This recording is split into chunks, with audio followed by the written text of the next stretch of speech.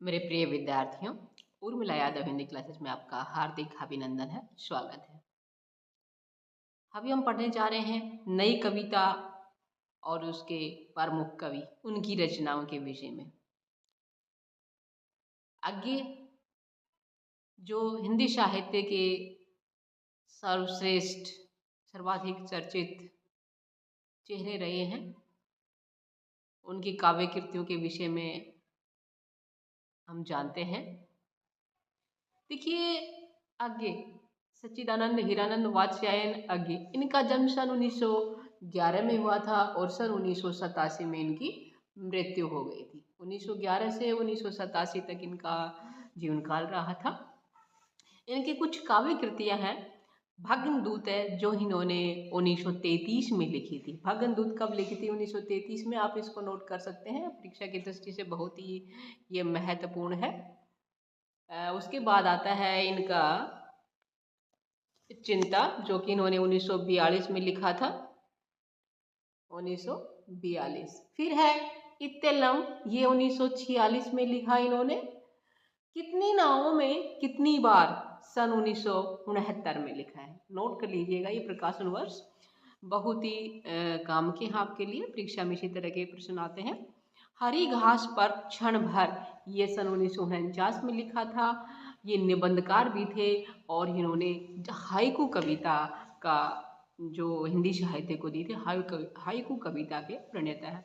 Haiku कविता क्या होती है मैं आपको बता दूं बच्चों। ठीक है, हाइकू कविता में कुल 17 वर्ण होते हैं और 3 पंक्तियां होती हैं। पहली पंक्ति में 5 वर्ण होते हैं, दूसरी में 7 वर्ण होते हैं और तीसरी उसमें पंक्ति में फिर से 5 वर्ण होते हैं। कुल मिला के 17 वर्ण होते हैं और अंतिम कह सकते या फिर कम से कम 2 पंक्तियों में तुकबंदी होना अनिवार्य है। ये हाइकू कविता है और ये जापानी कविता होती है ये, और इसके जो प्रणेता है हिंदी साहित्य में वो आगे जी हैं। तो इनका जो बावरा हयेरी है ये इन्होंने लिखा था सन 1954 में।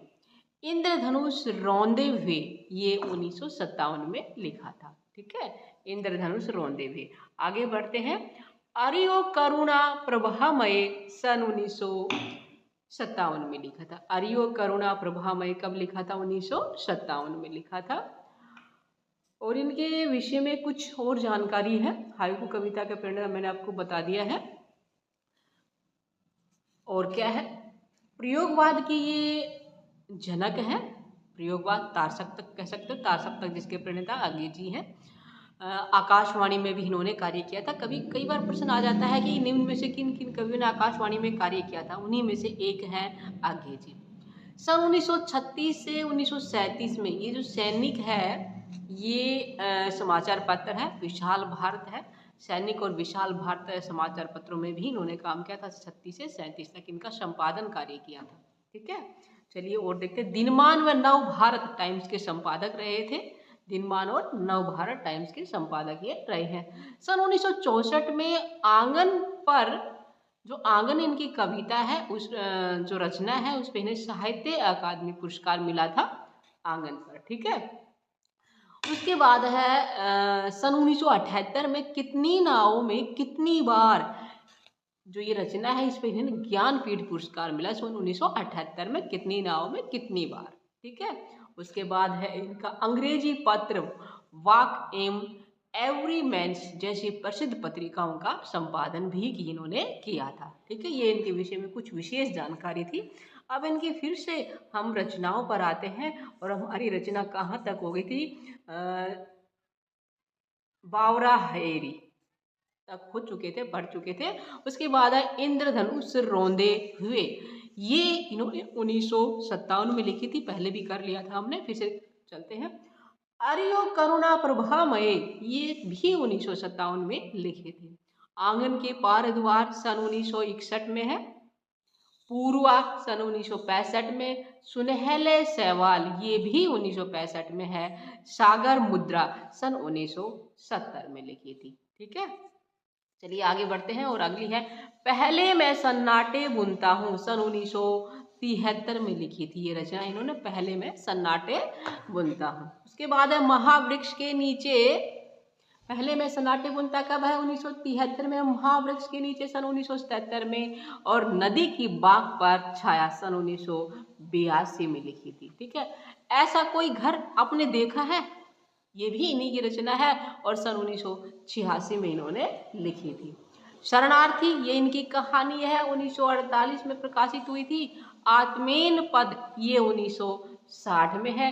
त्रिशंकु, असाध्य वीणा, ये इनकी एक लंबी कविता है। रूपाम्बरा, ये इनकी काव्य रचनाएं हैं। ठीक है, उसके बाद आते हैं इनके उपन्यासों पर। उपन्यास देख लेते हैं। शेखर एक जीवनी सन 1941 में लिखा था। नदी के द्वीप, शेखर एक जीवनी कब लिखा था? 1941 में।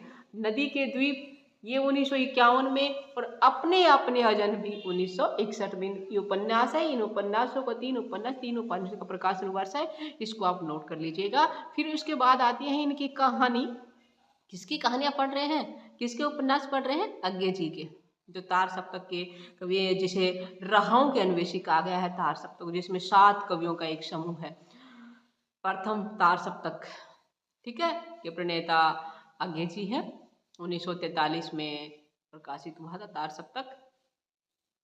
तिरुपति का सन 1937 में लिखी थी इन्होंने। परंपरा 1944 में। कोठरी की बात 1945 में। शरणार्थी 1948 में। जयदोल 1951 में।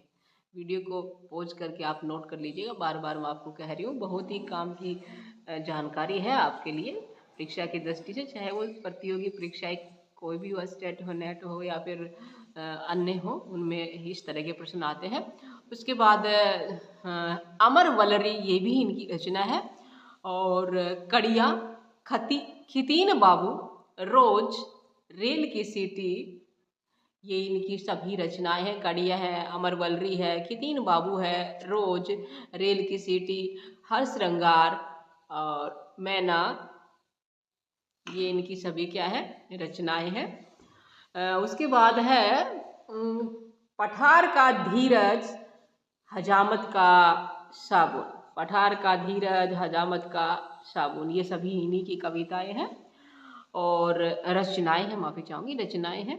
कविता है, हम नदी में दीप अकेले, हम नदी में दीप अकेले।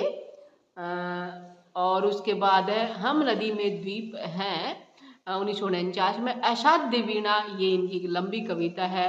और यह दीप अकेला, ये भी इनकी एक कविता है। सोन मछली, ये भी इनकी एक कविता है। ठीक है, गैगरीन का पठार, ये इनकी कविता है।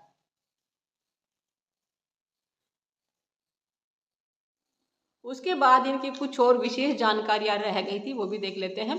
नया प्रतीक, भारत प्रतीक, जो ये पत्र है, इनका भी इन्होंने संपादन किया था। शेखर एक जीवनी उपन्यास को प्रकाशमान पुच्छल तारा कहकर इसकी प्रशंसा की गई है। शेखर एक जीवनी इनका उपन्यास है, इसको क्या कहा गया है? प्रकाशमान पुच्छल तारा कहा गया है, और ये कहकर इसकी तारीफ, प्रशंसा की गई इस उपन्यास की।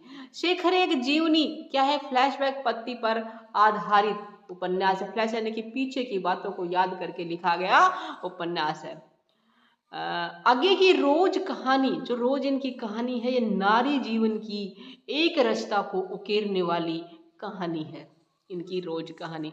उम्मीद करती हूँ अज्ञे जी के विषय में, ये जो इनकी रचनाओं के विषय में आपको जानकारी मिली है, आपके लिए बहुत काम आएगी और आपको अच्छी लगी होगी। फिर मिलते हैं अगले विषय के साथ। आपका दिन शुभ हो। मेरे प्रिय विद्यार्थियों, उर्मिला यादव हिंदी क्लासेस में आपका हार्दिक अभिनंदन है, स्वागत है। अभी हम पढ़ने जा रहे हैं नई कविता और उसके प्रमुख कवि, उनकी रचनाओं के विषय में। आगे जो हिंदी साहित्य के सर्वश्रेष्ठ, सर्वाधिक चर्चित चेहरे रहे हैं, उनकी काव्य कृतियों के विषय में हम जानते हैं। देखिए, आगे सच्चिदानंद हीरानंद वात्स्यायन अज्ञे, इनका जन्म सन 1911 में हुआ था और सन 1987 में इनकी मृत्यु हो गई थी। 1911 से 1987 तक इनका जीवन काल रहा था। इनकी कुछ काव्य कृतियां हैं। भग्नदूत है जो इन्होंने 1933 में लिखी थी। भग्नदूत कब लिखी थी? 1933 में। आप इसको नोट कर सकते हैं, परीक्षा की दृष्टि से बहुत ही ये महत्वपूर्ण है। उसके बाद आता है इनका चिंता, जो कि इन्होंने 1942 में लिखा था। 1942। फिर है इत्तेलम, ये 1946 में लिखा इन्होंने। कितनी नावों में कितनी बार, सन 1969 में लिखा है। नोट कर लीजिएगा, ये प्रकाशन वर्ष बहुत ही काम के हैं आपके लिए। परीक्षा में इसी तरह के प्रश्न आते हैं। हरी घास पर क्षण भर, ये सन 1949 में लिखा था। ये निबंधकार भी थे और इन्होंने हाइकू कविता का जो हिंदी साहित्य को दी थी, हाइकू कविता के प्रणेता है। हाइकू कविता क्या होती है मैं आपको बता दूं बच्चों। ठीक है, हाइकू कविता में कुल 17 वर्ण होते हैं और 3 पंक्तियां होती हैं। पहली पंक्ति में 5 वर्ण होते हैं, दूसरी में 7 वर्ण होते हैं और तीसरी उसमें पंक्ति में फिर से 5 वर्ण होते हैं। कुल मिला के 17 वर्ण होते हैं और अंतिम अंतिम कह सकते हैं या फिर कम से कम 2 पंक्तियों में तुकबंदी होना अनिवार्य है। ये हाइकू कविता है और ये जापानी कविता होती है ये, और इसके जो प्रणेता है हिंदी साहित्य में वो आगे जी हैं। तो इनका जो बावरा हयेरी है जी, ये इन्होंने लिखा था सन 1954 में। इंद्रधनुष रौंदे हुए, ये 1957 में लिखा था। ठीक है, इंद्रधनुष रौंदे हुए। आगे बढ़ते हैं। अरियो करुणा प्रभामय, सन 1957 में लिखा था। अरियो करुणा प्रभामय कब लिखा था? 1957 में लिखा था। और इनके विषय में कुछ और जानकारी है। हाइकू कविता का प्रणेता मैंने आपको बता दिया है। और क्या है? प्रयोगवाद की ये जनक है। प्रयोगवाद तारसप्तक कह सकते हो, तारसप्तक जिसके प्रणेता आगे जी हैं। आकाशवाणी में भी इन्होंने कार्य किया था। कई बार प्रश्न आ जाता है कि निम्न में से किन किन कवियों ने आकाशवाणी में कार्य किया था, उन्हीं में से एक है आगे जी। सन 1936 से 1937 में ये जो सैनिक है, ये समाचार पत्र है, विशाल भारत है। सैनिक और विशाल भारत समाचार पत्रों में भी इन्होंने काम किया था। 36 से 37 तक इनका संपादन कार्य किया था। ठीक है, चलिए और देखते हैं। दिनमान व नव भारत टाइम्स के संपादक रहे थे। दिनमान और नव भारत टाइम्स के संपादक ये रहे हैं। सन 1964 में आंगन पर, जो आंगन इनकी कविता है, उस जो रचना है उस पर इन्हें साहित्य अकादमी पुरस्कार मिला था, आंगन पर। ठीक है, उसके बाद है सन 1978 में कितनी नावों में कितनी बार, जो ये रचना है इस पे इन्हें ज्ञानपीठ पुरस्कार मिला सन 1978 में। कितनी नावों में कितनी बार। ठीक है, उसके बाद है इनका अंग्रेजी पत्र वॉक एम एवरी मैन्स जैसी प्रसिद्ध पत्रिकाओं का संपादन भी इन्होंने किया था। ठीक है, ये इनके विषय में कुछ विशेष जानकारी थी। अब इनकी फिर से हम रचनाओं पर आते हैं और हमारी रचना कहाँ तक हो गई थी?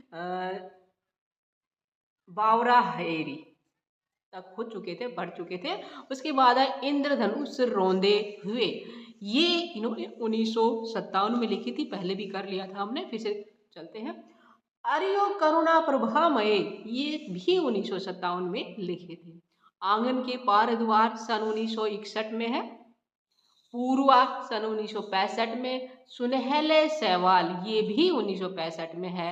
सागर मुद्रा सन 1970 में लिखी थी। ठीक है, चलिए आगे बढ़ते हैं। और अगली है पहले मैं सन्नाटे बुनता हूँ, सन 1973 में लिखी थी ये रचना इन्होंने। पहले मैं सन्नाटे बुनता हूँ। उसके बाद है महावृक्ष के नीचे, पहले मैं सन्नाटे बुनता कब है? 1973 में। महावृक्ष के नीचे सन 1977 में। और नदी की बाग पर छाया सन 1982 में लिखी थी। ठीक है, ऐसा कोई घर आपने देखा है, ये भी इन्हीं की रचना है और सन 1986 में इन्होंने लिखी थी। शरणार्थी, ये इनकी कहानी है, 1948 में प्रकाशित हुई थी। आत्मेन पद, ये 1960 में है। त्रिशंकु असाध्य वीणा, ये इनकी एक लंबी कविता है। रूपाम्बरा, ये इनकी काव्य रचनाएं हैं। ठीक है, उसके बाद आते हैं इनके उपन्यासों पर। उपन्यास देख लेते हैं। शेखर एक जीवनी सन 1941 में लिखा था। नदी के द्वीप, शेखर एक जीवनी कब लिखा था? 1941 में। नदी के द्वीप ये 1951 में, और अपने अपने अजन भी 1961 में। ये उपन्यास है। इन उपन्यासों को तीन उपन्यासों का प्रकाशन वर्ष है, इसको आप नोट कर लीजिएगा। फिर उसके बाद आती है इनकी कहानी। किसकी कहानियां पढ़ रहे हैं, किसके उपन्यास पढ़ रहे हैं? अज्ञे जी के, जो तार सप्तक के कवि, जिसे राहों के अन्वेषी कहा गया है तार सप्तक, जिसमें 7 कवियों का एक समूह है। प्रथम तार सप्तक, ठीक है, ये प्रणेता अज्ञे जी है। 1943 में प्रकाशित हुआ था तार सप्तक। तिरुपति का सन 1937 में लिखी थी इन्होंने। परंपरा 1944 में, कोठरी की बात 1945 में, शरणार्थी 1948 में, जयदोल 1951 में। वीडियो को पॉज करके आप नोट कर लीजिएगा, बार बार मैं आपको कह रही हूँ, बहुत ही काम की जानकारी है आपके लिए परीक्षा की दृष्टि से। चाहे वो प्रतियोगी परीक्षाएं कोई भी हो, स्टेट हो, नेट हो, या फिर अन्य हो, उनमें इस तरह के प्रश्न आते हैं। उसके बाद अमर वलरी, ये भी इनकी रचना है। और कड़िया, खितीन बाबू, रोज, रेल की सीटी, ये इनकी सभी रचनाएं हैं। कड़िया है, अमर वलरी है, खितीन बाबू है, रोज, रेल की सीटी, हर श्रृंगार और मैना, ये इनकी सभी क्या है, रचनाएं हैं। उसके बाद है पठार का धीरज, हजामत का साबुन। पठार का धीरज, हजामत का साबुन, ये सभी इन्हीं की कविताएं हैं और रचनाएं हैं, माफी चाहूंगी, रचनाएं हैं। कविता है हम नदी में दीप अकेले, हम नदी में दीप अकेले। और उसके बाद है हम नदी में द्वीप हैं, 1949 में। असाध्य वीणा, ये इनकी एक लंबी कविता है। और यह दीप अकेला, ये भी इनकी एक कविता है। सोन मछली, ये भी इनकी एक कविता है, ठीक है। गैगरीन का पठार, ये इनकी कविता है।